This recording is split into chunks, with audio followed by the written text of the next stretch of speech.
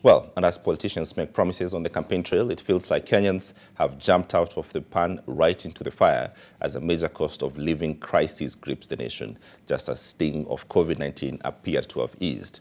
With the totals of shopping tilts creeping up, what are Kenyans doing to cope? NTV's Leila Mohammed was out shopping. Let's find out how much the most basic household commodities, 5,000 shillings, can buy. The supermarket was my first stop.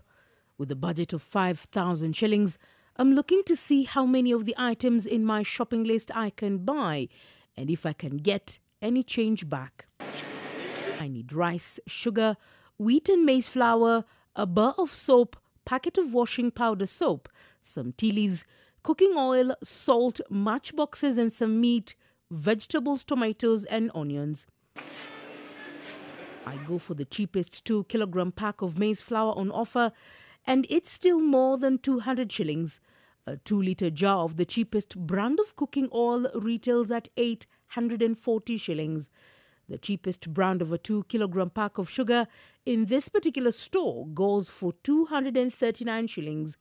And as the prices of the most common commodities rise, many households are slowly turning back to products they had previously stopped using.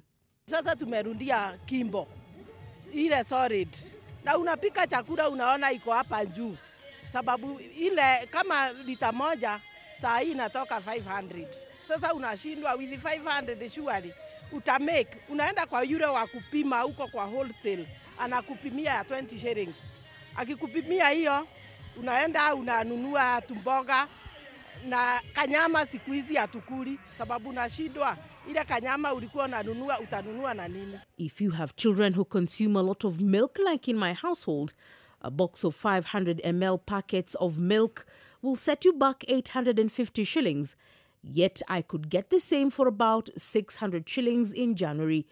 Tumefadhalisha kununua kwa hizi vibanda ambazo viko kwa estates. Juu hapo ni cheap. Ukikuwa na 1,000 unaweza sukari na sabuni, at least ina cater for everything. As do many Kenyans, I thought the price for the same box of milk would be fairer at a wholesale store, but I paid 50 shillings more. In fact, a roll of tissue cost more at the wholesale store than at the supermarket, with the cheapest brand going for 480 shillings compared to 360 shillings at the supermarket. So after critically analysing these two pieces of receipts, one from the wholesale store and the other from the supermarket, it's become critically difficult to tell you which particular entity is cheaper.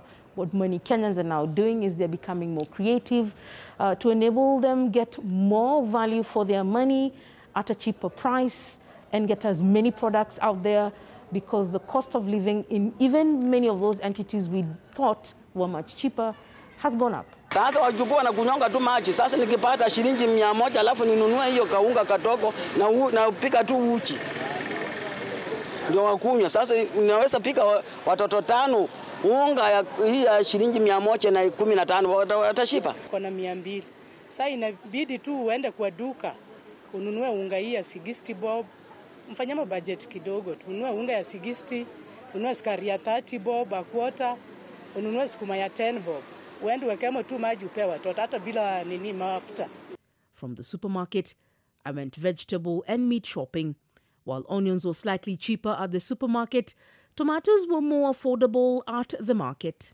Ukienda kutafuta kitu kama mboga pia, tulikuwa tunanunua mboga na shilingi pia 15. While I spent 35 shillings for a bunch of sukuma wiki at the supermarket, the same bunch cost me 50 shillings at the market. That's just enough for just one meal for my family of 5. Others have had to find other ways to cope. I'll prefer going to the hotel because everything is served. I'll just pay like around 80 bob and I'll eat my food and I go and sleep. And as the cost of living rises, many households face the impossible choice between eat or heat. Leila Mohammed, NTV.